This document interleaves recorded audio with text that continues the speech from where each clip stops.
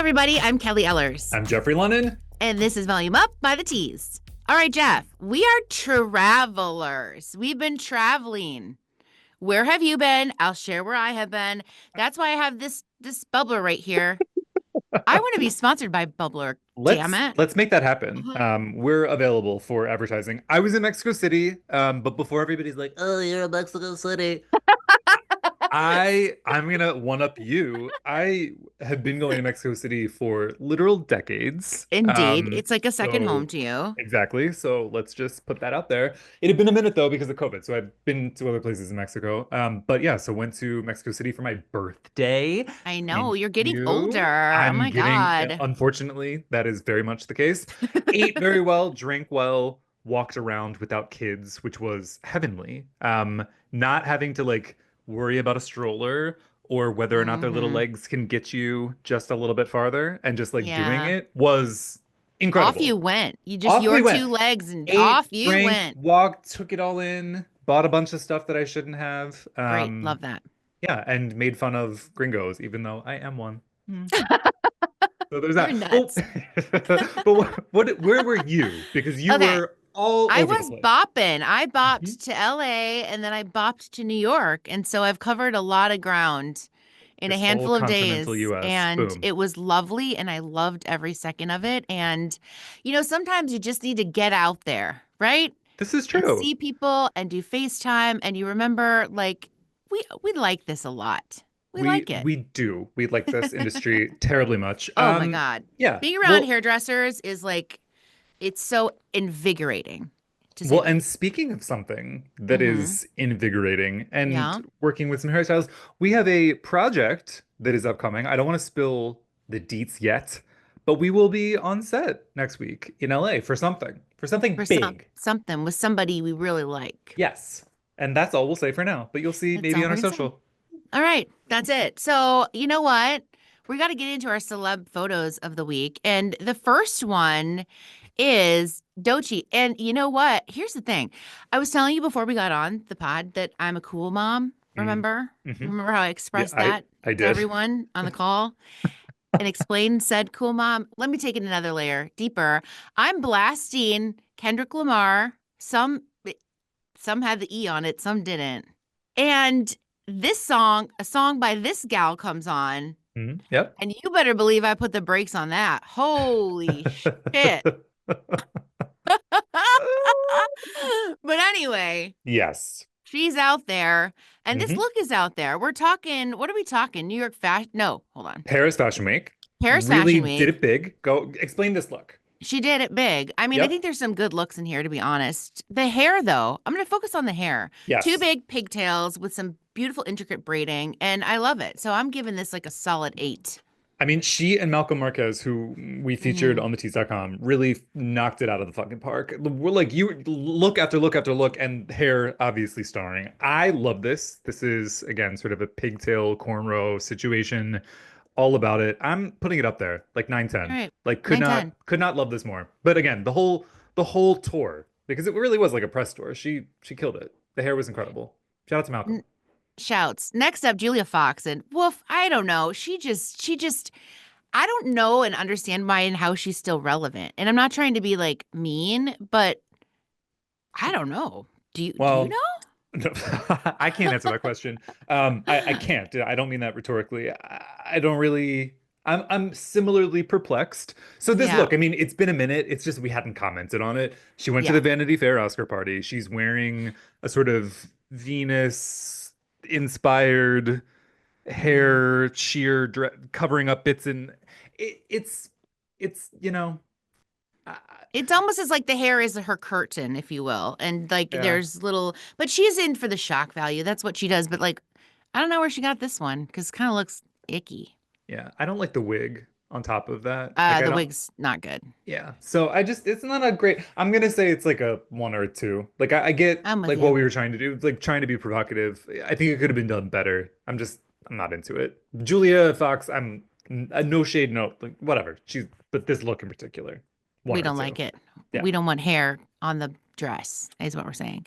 Anyway, next up is Sang Hong Lee, and he's in Paris too at the Alexander McQueen show. And I think this look is a 10-10, like a beautiful tailored suit. I love the slick back hair, a little fringe in the back. What do you think, Jeff? It's kind of like a, I'm trying to think of what this style, sort of mullety, but it's again Yeah, artificial. It's because of some styling product. I'm trying to think of those like faux hawks from the yeah. aughts is kind of what it's giving. Mm-hmm. Um, I Not like in a it. bad Little way. volume on the top. Yeah. Yeah, with like super slick on the side. It's interesting. I'm gonna go with like a 6 or 7. Like it's All right. fun for a men's look. I don't know that I love it, but it's interesting. All right. I'm a Shout I'm out a to him. 9 I'm a 9-10 up on this Okay, one. okay, Yeah, okay. I'm just I'll take going it. there. Going straight in. As always, though, yeah, going straight in. As always, we've got more. So let's talk about some things that are trending beyond celebrity hairstyles. Something that you're excited about, specific to Paris Fashion Week, Yes. is this insight that power suits were trending. So talk to me a little bit about this because we know you love a suit. What are your Yeah, thoughts? I don't know when a power suit wasn't trending, to be honest. I die for a power suit. I go to sleep in a power suit. Wake up, rinse, Wake repeat. up, I just hit the day with it on. So yeah, I love that there's trending in Paris Fashion Week because that means that, my explicit love for a power suit will now actually be on trend, even though I'm arguing it was never off trend. Well, Do you now, I love mean, menswear on women? I Because do, I I do. I think I it's great. No, no, love no. menswear. It's a yeah. I think to your comment, it's not really a trend. It's always good. But I'm excited that this means that we'll probably have more variety coming your way. Yes, Because if it's something that's popping up in multiple runway shows, we'll see it sort of work its way down into all sorts of markets. So love shout it. out to yeah. We'll see. We'll see what Well, happens. do I love it? Because this is like my signature and now it's going to be everywhere. But anyway, that's neither Uh, here nor there. I'll have to up the game Yikes. somehow. Yikes. Yeah, that's tough when you Okay. think about it that way. Something else that's tough, and I'm gonna just bring it to the table. I mean, I Okay. think like, we have a tendency to dunk on women unfairly in this. But George Clooney, so apparently InStyle thought that we should talk about his hair, because he's done there's a transformation for a Broadway role. There And that is. Yeah. transformation is that he's colored his grays, and they shared a paparazzi pic from the back of his head going into a car and said that this was Oh, news. What do you think about this look, as it were, Kelly? Is this I newsworthy? skimmed the article and I had a visceral reaction to it. Like, Yeah. who is that? No. I think that there's nothing sexier than when a man starts to get gray hair. Ooh. All And right. I think that you should lean into it because coloring it is just ick. Well, I think the issue here is a sin that befalls many a man, that doesn't Mm-hmm. go to the right person. It's got a Whew. red Blech. undertone. It's given some orangey. It's not great. It's not a great color on him, particularly because, yeah, he's known as being this iconic silver fox. He's covered it up. I wouldn't say he's unrecognizable. I would say it's recognizably him with bad color. And Sorry it's the to role who for that the is. movie, but the whole thing is so ick because the photo is like a jean or it's like a leather jacket with khakis and shoes. And I mean, styled separately and differently and not all together with the hair. Whew, Yeah. Yeah. honey, Yeah. Yeah, no. we're curious about But this. he's laughing at himself. He's like, Amal and the kids will find it funny. And perhaps they will because Amal's going to get that shit straight. It's going back. That's fair. Okay, last up, Elf Cosmetics becomes the first beauty sponsor of the National Women's Soccer League. What? There's never been a cosmetic brand sponsoring the National Women's Soccer League. Is that shocking to you and sad? It is, but I feel like we keep remarking here on the pod that women's sports are hotter than ever, but have Yeah, also been slept on for so like this, it doesn't feel right, but it feels right. So yeah. shout out. I mean, I keep saying shout out. Good on them. Like I love that ELF is doing this, Elf, whatever. Oh my God, is it ELF? I thought it was No, no, Elf. it's FL. Oh, I'm shut just up. saying it out loud. No, no, All no. Elf. right. If it's Elf or ELF, I'm all about them making this happen. But I feel like Same. they've been really like firing on all engines with For that a whole while. Jennifer Coolidge Yeah. Baby Yes. dolphin. Like I'm invested in what they're up to. Like their marketing team Good knows something. marketers. Solid marketers over there.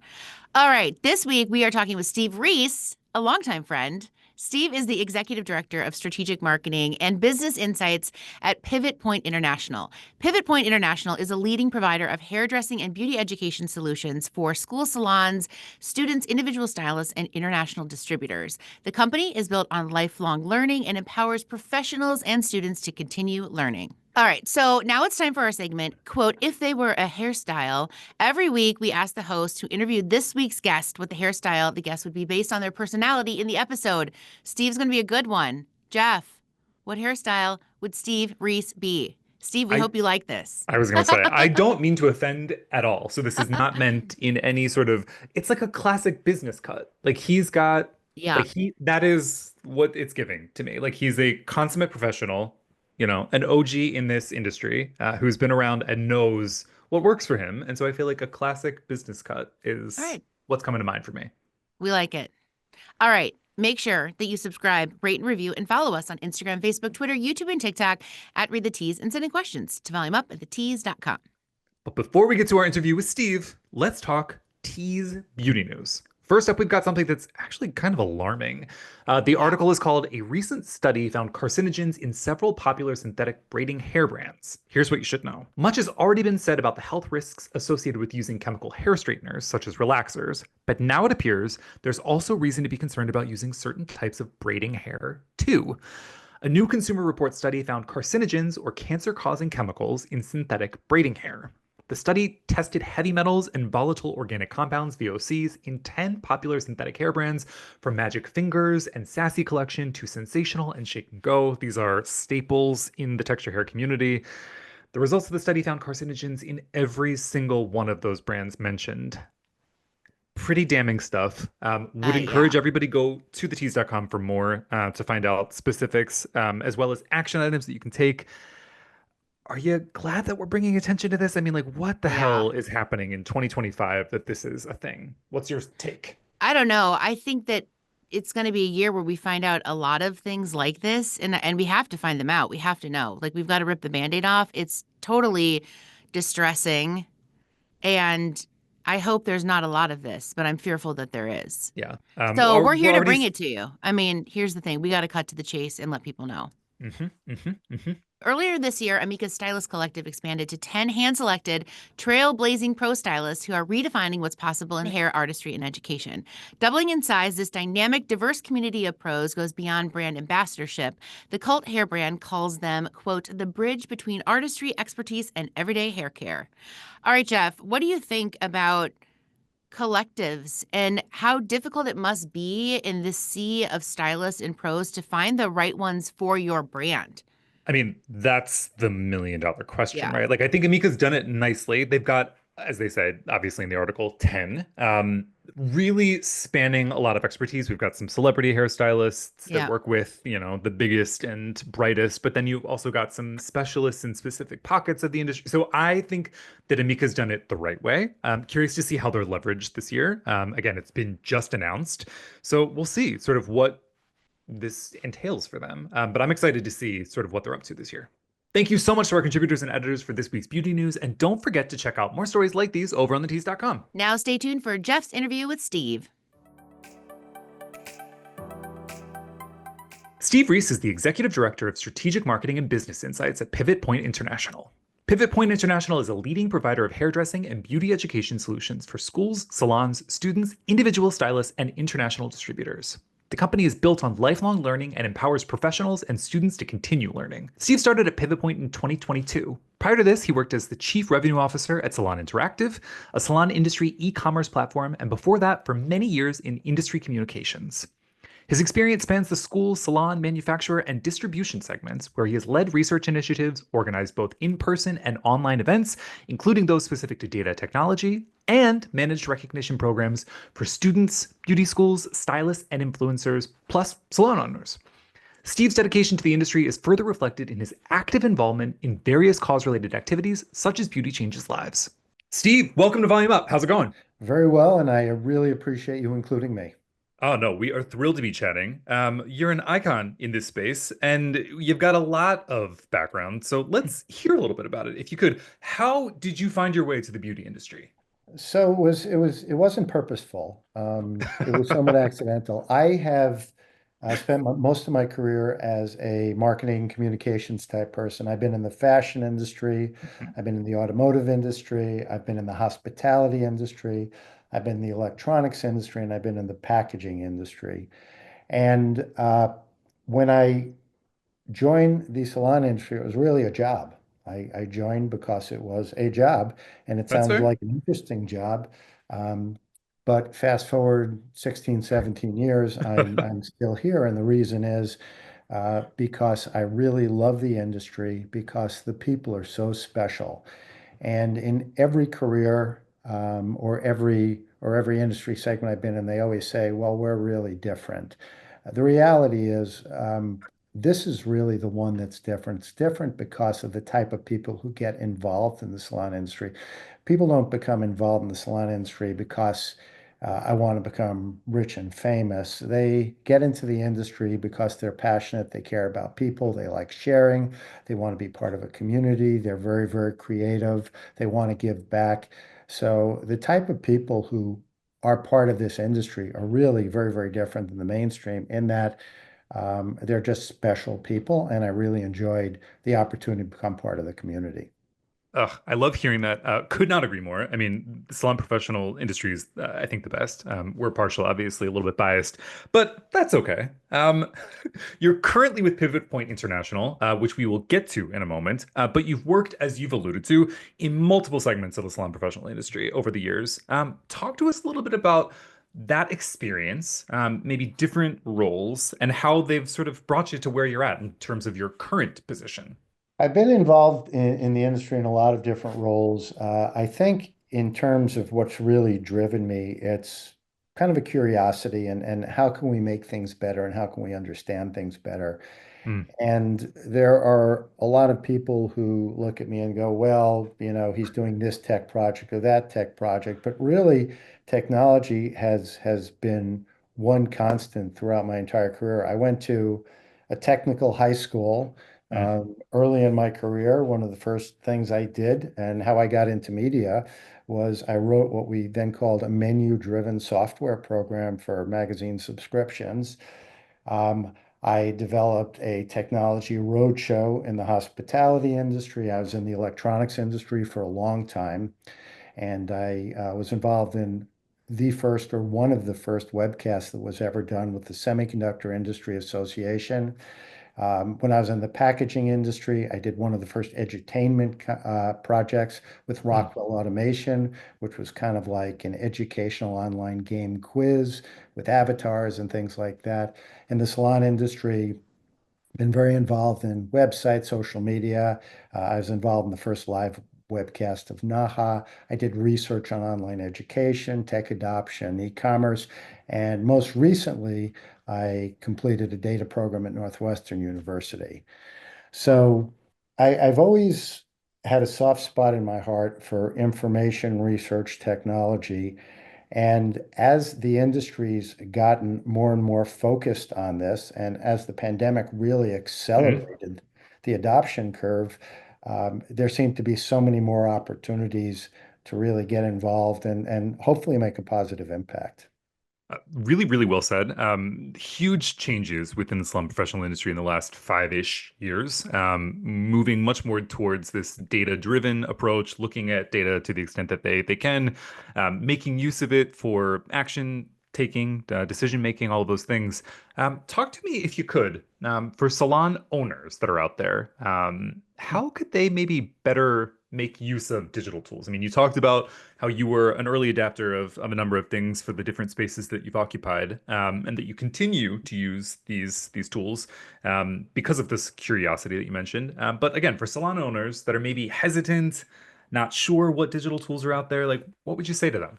Well, I guess the first thing to think about is there's a tendency for people in the salon industry to feel that they're not tech savvy. And Hmm. I remember Yep.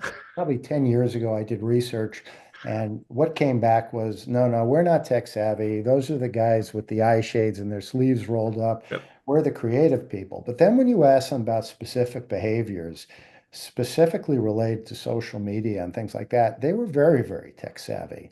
Mm, So the first thing is this mindset, and that's changed a lot in the past few years. And I was involved in developing an event related to data and technology in the salon industry. And what we found was that, like in any group of people, there are people who really want to know and really want to be leaders, and other people who want somebody else to figure it out for them. I'd say as technology becomes more and more pervasive, more and more important, the best way to think of it is you can be the windshield or you can be the bug. mm, And if if you want to be the windshield, um, there's no roadmap per se, but there are lots and lots of people in this industry, and we know people in the salon industry love to share and they love to help each other, mm, who you can be talking to. And it's not about technology for its own sake. It's talking to them about how are you using technology and why? How's it making your life easier? Who are the people you should be working with in terms of technology? What are the considerations you should take into account when you're evaluating what technology? Who's done this successfully? What are my options? And then, start step by step. Everything doesn't have to be one big leap of faith, but there are so many people in this industry who are experimenting, and there are so many people and groups who just want to help you. mm. I love the analogy of the windshield versus the bug. Nobody wants to be the bug. And as you said, like there's not a clear roadmap, which I also appreciated that sort of wordplay. But there are actors that are working in good faith, like Pivot Point International, for example, that are helping to sort of make sense of this changing landscape. So again, we know Pivot Point is known for its emphasis on lifelong learning.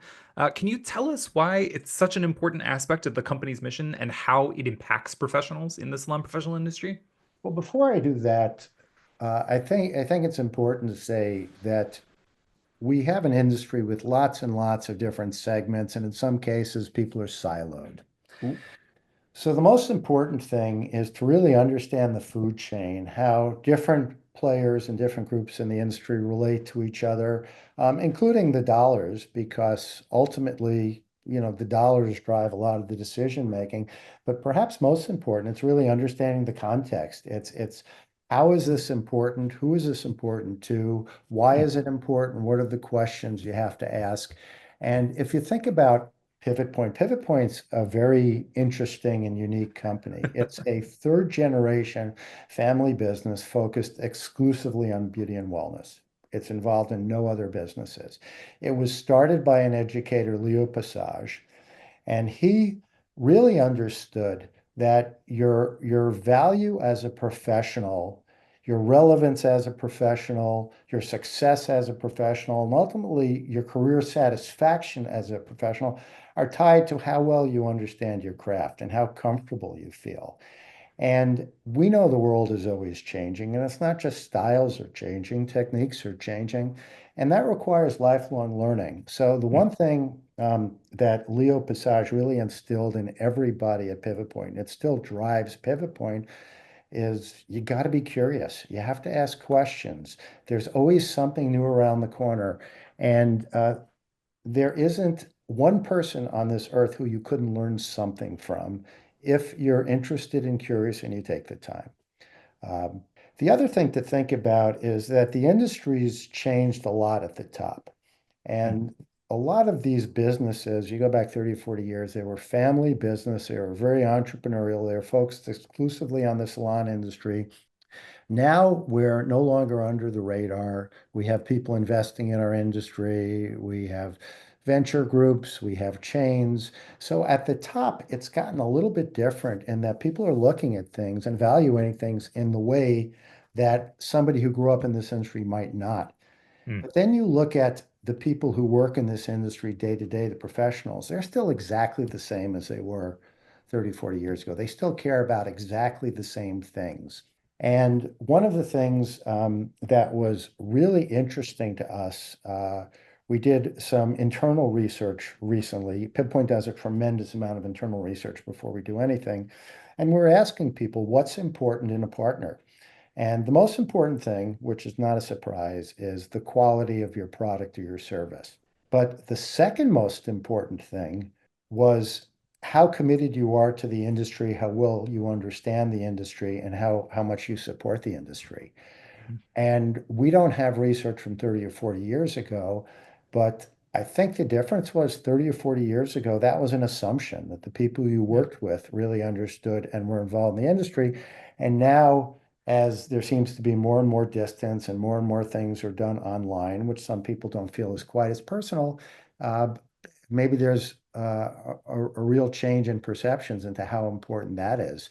So the Pivot Point mission, as somebody or as a company that's grown up with this industry, which is intimately involved with this industry at every single level, and filled with people from this industry.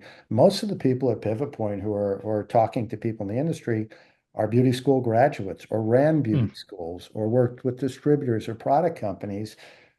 We understand it really well, and that's the mission. It's because we understand them so well, we feel it's incumbent upon us at Pivot Point to absolutely everything we can to support them. Ah, really important stuff. Curious. I mean, we're going to talk about wellness specific to some findings, some work that we've done together, in fact. But I'm curious, again, as you're looking at like the big picture with Pivot Point, what are things that you guys are going to be looking at, trends, sort of moments that you're sort of interested in uncovering more? We always want to be proactive rather than reactive. Sure. And being proactive means really understanding, like I said, the food chain and the context and how things relate to each other, but also how things have changed.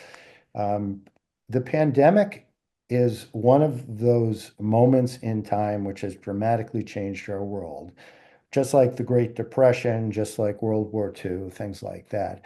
And even though we can't always put our finger on everything that's changed, everything has changed.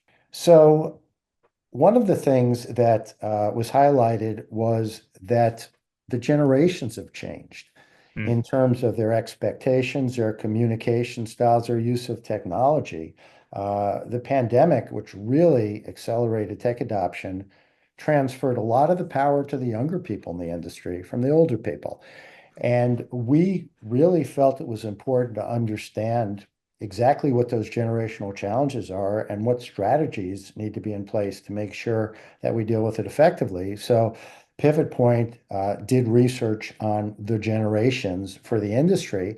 And mm, then based on feedback from people who saw our research, they said, you know what, this is great, but have you done anything specific for the school industry? And a couple of days ago, we came out with and released our research study on the generational divide within the school industry. And it's very, very interesting because you think about how it impacts students, but you also have to think about how it impacts instructors at a mm, time when instructor retention is absolutely critical. They're dealing with a generation which has different expectations, which talks differently, which is they're being forced to use technologies perhaps they're not quite comfortable with. mm. Uh, it's a difficult situation, and that has to be addressed in the school market to make sure the schools can be successful and the students can be successful. Um, we also understood that education in general has changed Mm. in terms of we all used to go to a lot of trade shows and Yeah. educators were on the road and all these things. So we recently did research on post-pandemic education and how that's changed. And all of these studies are available on Pivot Point's website, but it gave us a tremendous amount of insight into not just how expectations have changed and how companies have adapted to it, but some of the other things we really need to drill down to into color versus cutting education and Mm, generations and how they see things. Um, Big trade shows versus small trade shows. There's lots of nuance to it. So much of our research is really to support the industry, but it also informs how we develop our products and services because our goal is to really provide products and services and information which are not only really valuable, but easy for people to understand and use. Well, I think taking into consideration these findings, as you said, and building things that are responsive to it is so important. And shout out to Pivot Point for making this work happen. As Steve alluded, there's all of these different white papers up on their website, but we're going to include things in our show notes. So the studies that he just referenced, we'll include them so you can go and find them nice and easily, and let us know sort of what you think about them. If you find yourself, if you're thinking that you find maybe this doesn't apply to you, we'd love to hear about it. Let's talk a little bit, if we could, about some recent work that we've done together. So Pivot Point recently undertook some research surrounding wellness in beauty professionals. What sort of inspired you to take on this work? Talk to us a little bit about that, and then we can get into the setup, the methods, and all of that good stuff. So research doesn't start with just doing the research study. It starts Hmm. long before that. And part of that is we have so many people who are so embedded in the industry and have their own relationships and ears to the ground. We kept hearing more and more about wellness challenges in the beauty industry. And we started doing our homework. And what we recognized was that it wasn't wellness in the beauty industry, it was wellness writ large. Mm. And coming out of the pandemic, it not only exacerbated some of the things for people who couldn't leave their house, couldn't have their normal social relationships, but it also highlighted some of the challenges that people were having. And the challenges are really in every job, in every career. One of the things that's very, very different is younger people who were perhaps most impacted by this because they're still in the development phase of their Mm. life. Um, they are very sensitive to these changes. They share more with their friends via social media.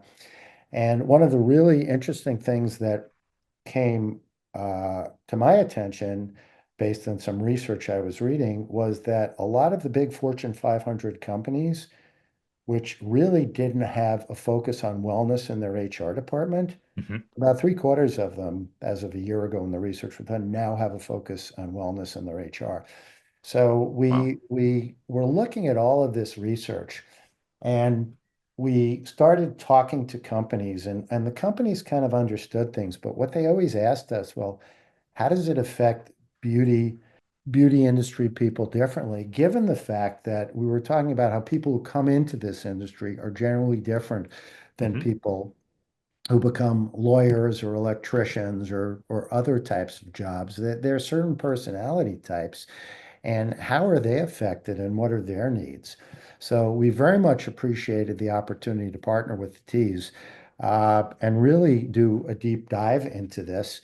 And as with all research, there are lots and lots of phases. There's that initial discovery where you try and figure out what are the issues we need to address, what are the audiences we need to talk to, what are the questions we need to ask in terms of putting together our questionnaires. You put together your poll, you bring it back, but then you go back to people in the marketplace and say, here's what we found.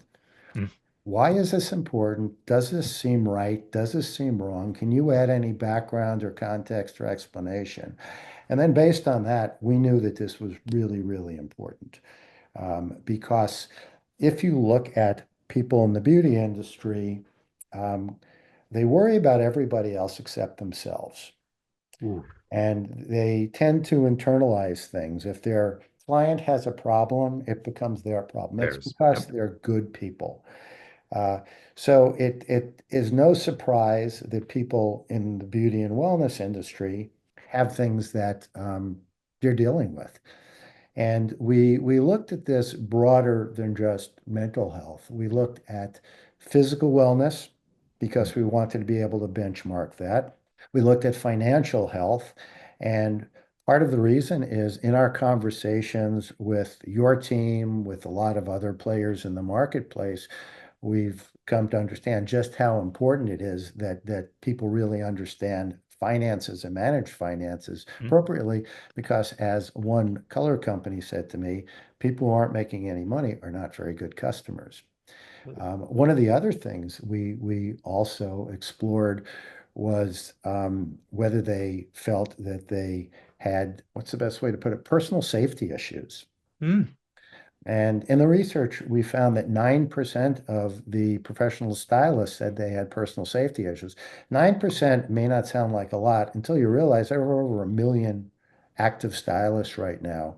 So Yeah. you might be talking Extrapolating about that out. Yeah. 100,000 people Yep. out there who Yeah. have personal safety issues. So what we really wanted to do was benchmark this to become a jumping off point for more investigation, conversation, development of tools, things like that. Incredible. Well, there's always space for more research, but talk to us a little bit about the findings, some specifics. So you mentioned some sort of trends that you saw, things that surprised you. When you're looking at this, what are some of the key findings that you want people to walk away with an understanding of? Well, the key finding is that over 90% of the stylists are dealing with one or more issues. Mm, And as with any group of people, it is very dependent on, who you are, and what your environment is. But a lot of it is focused on work-life balance. what's that? And it's very interesting because we've done other research projects, and work-life balance keeps popping up, all over the place. And I think part of this may be due to the fact that the best thing about careers in beauty is that they're fairly flexible Mm, and maybe a little less structured than a job where you go into an office 9 to 5. hmm But that also creates additional demands.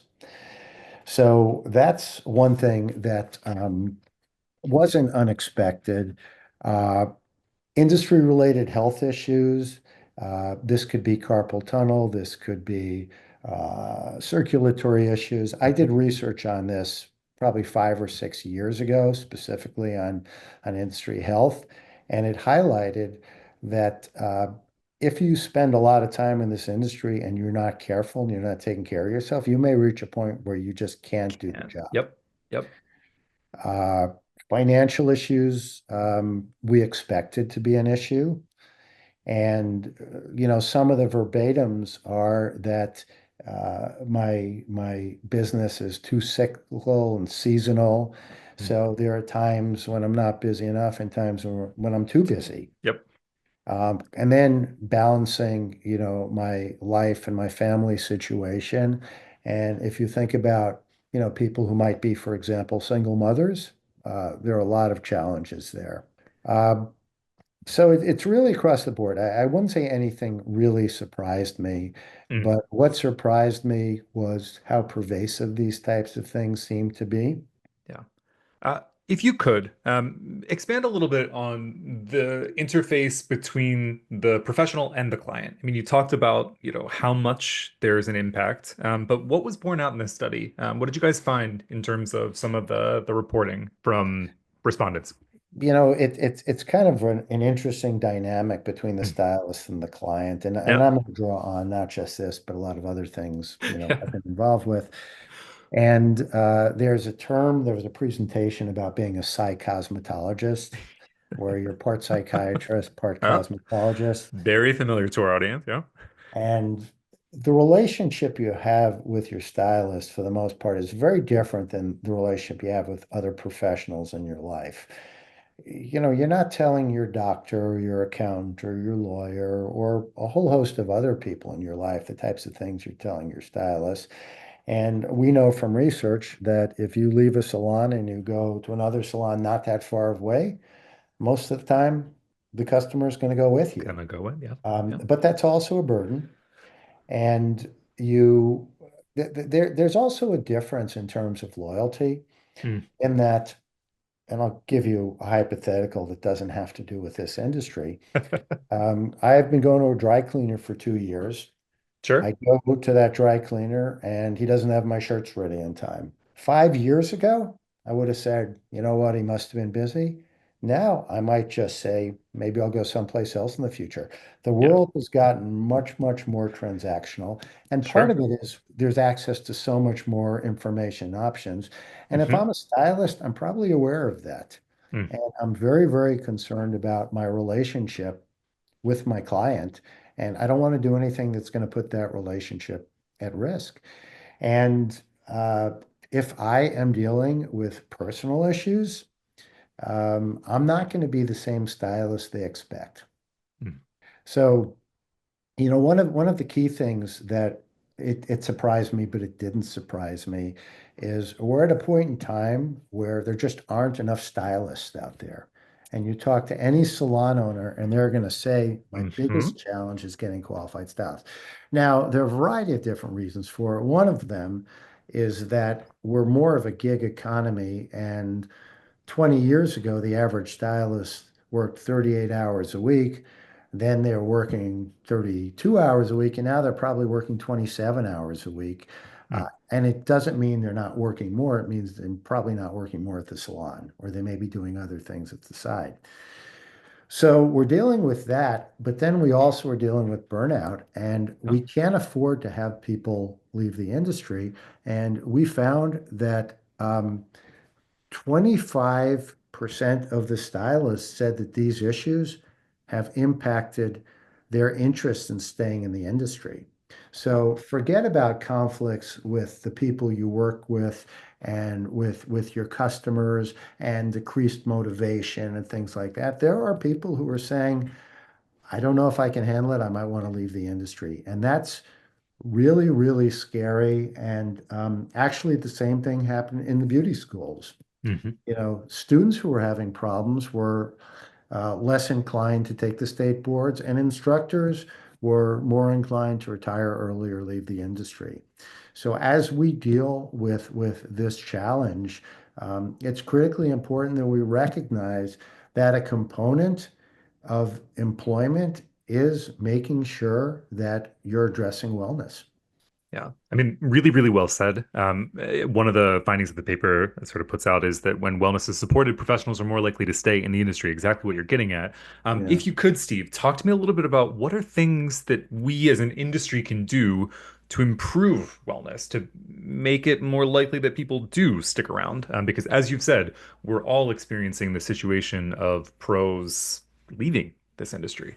Yeah, I mean, it all starts with awareness. Mm. And it's kind of like our own little 12-step program, an awareness of that there's a large macro issue in our industry, which is not unique to our industry. Certainly not. Every single industry is dealing with, Yep. but then on an individual basis. And maybe part of it is people doing a self-assessment and just getting a sense of what's important. Have I really done a self-assessment of my physical health? Mm. Have I done a self-assessment of my habits? Am I eating or drinking well? Am I getting enough sleep? Have I done a self-assessment of my mental health? I mean, a lot of times you don't consciously think of these things, Yeah. but if you think about these things, and perhaps if you involve other people in your circle of friends. And one of the things that professionals said was, I have a pretty strong support group.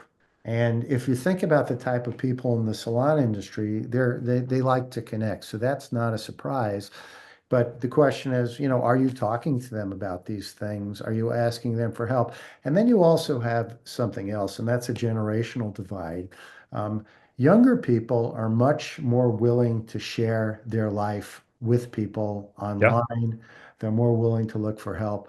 Older people, and I'll include myself, we're kind of in the just deal with it generation. Mm. Get over it, snap out of it, that type of thing. So we're less inclined to ask for help.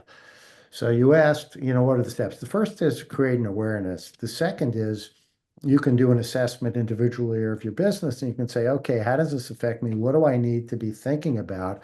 And what possible resources are out there? So, for example, um, as part of this, one of the things we've added to our school curriculum is the opportunity for schools to get curriculum from Elizabeth Fay's Vitality Project. Incredible. So that's specific to schools and instructors.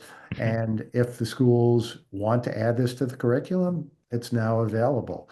There are lots of other programs out there as well. I know a lot of the bigger brands are looking at what they can do to support wellness with instruction, with classes, even retreats. Um, I think what's going to happen is that this is going to become more mainstream. And like anything, as it becomes more mainstream, more people come out of the woodwork with good suggestions about how to address it. But the one thing we felt was critically important was it shouldn't be anecdotal, like, I think this is important because there's one person in my salon. It really should be based on research, and it should be something we can benchmark and say, look, it's not just you. It affects the entire industry. And here are the things that are important to them, and here are the types of things we should probably start thinking about. Mm, mm. Really well put. First of many steps in the direction of making this more commonly addressed. And I think that Pivot Point will be, part and parcel of making that happen. Really exciting stuff. As I mentioned previously, this stuff is going to be available to everybody within our show notes. So please go through, click, respond to it. Let us know what you're thinking. If you're seeing yourself, if you're not seeing yourself, we'd love to hear about it. And Steve, before we get into our quick takes, where else, if people are interested in getting involved in the work that Pivot Point International is doing, where can they go? What can they do? Maybe they want to participate in a study. What does that look like for them? Well, I always appreciate people reaching out to me because I don't know what I don't know. That's fair. And like I said earlier, there isn't one person on this planet you couldn't learn something from if you took the time and the interest. So people can reach out to me personally. But also, Pivot Point is very, very involved in what we call pillars, and they're related to ethics, Mm, textured hair, diversity and inclusion, sustainability. Wellness is one of those pillars. And if you go to the pivotpoint.com website and you scroll all the way at the bottom to the footer, you'll find links to all these different things, lots of resources. We also have a research page which lists research. We've also done guidebooks related to DEIB. We have a DEIB glossary. We have a domestic abuse guidebook. We have a mm, sustainability guidebook. We've worked with partners on all of them, understanding that we're not the experts, but because we have a big megaphone and we have resources, it's really our obligation and frankly, our privilege to help make this available for people in the industry. Well, we appreciate you for all of that work. And again, we're going to link to stuff in the show notes, guys. Go right there. Take advantage of this incredible stuff that Pivot Point is putting out there for everybody to access. Steve, before we let you go, we're going to do our quick takes. We're going to do an abridged quick take. We're not going to ask you all of the questions, but we'll ask you some of them. So, in the interest of the quick take, don't think about it for too long. First question that we got for you: what is your go-to song, podcast, playlist, something that you listen to when you're working, if at all? Some people like complete silence when they're working, so maybe that's you. But tell me a little bit about it. So for certain projects, I need complete silence. That's And fair. my best my best work time is really, really early in the morning or Hmm, on a weekend when I know there are going to be no interruptions. okay. As I've gotten older, I just get up earlier and earlier. Oh, that's tough. Uh, but what I like to listen to is I like to listen to romantic piano music, classical, primarily French, Eric Satie, Debussy, Ravel, Fauré. That's my kind of go-to playlist Okay. All right. because it's very good background music. It's very soothing. It's very calming, but it's not boring. We love that for you. Again, being wellness minded, all about it. Tell me about a bucket list item that you'd like to check off in the next 6 months. So I actually am working on that right now. And All right. sadly, a lot of people I know have passed away this past year. And it's given me a real insight into mortality, including my mortality, and the impact of relationships, and how there are things, oh, I wish I could have gotten together with them one last time. I wish I could have shared something, that type of stuff. So what I've been focusing on is really spending quality time with people in my life. So I went on a long vacation with a bunch of my best friends from high school. We Wow. actually went overseas. Um, Helped organize an extended family vacation where my whole family, including, brothers, sisters, their kids, parents, we all went to a resort and spent time together. I'm going on a vacation with a bunch of my college friends soon. And then there are all kinds of other groups. But the one thing I found was that getting together once in a while on the phone with a lot of distractions isn't really meaningful. That Sure. if you spend, 3 or 4 or 5 days with a group of people, um, you get back to where you need to be. And that's been incredibly rewarding for me. And that's really my bucket list because I think that's going to inform all the other bucket lists. Beautiful. Wow. I'm loving that. I think that we could all take a sort of moment to reflect on that and maybe plan some trips, not put them off.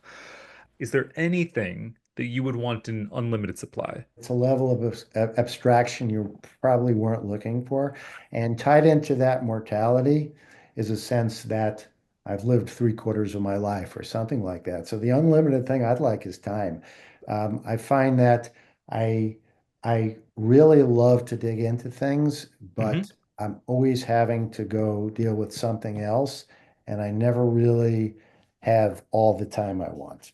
That's fair. That's fair. Often we hear things about like patience but I think, yeah, in the spirit of what you just were sharing, if we could have more time, I think we'd all maybe, well, I hope we'd all make better use of it. Steve, this was an absolute pleasure getting to know you. I mean, I know of you. I think a lot of people do, but we got to know more about you here on the pod, as well as the work that you've been up to. So thank you so much for your time. And again, everything that Pivot Point is up to, including, well, not everything, most of the things, what we can share in the show notes. So yeah, we encourage you to go and check them out, and get involved if you can. And I have to say, I love what you guys are doing with your podcast, and I'm very honored to be part of it. Oh, thank you.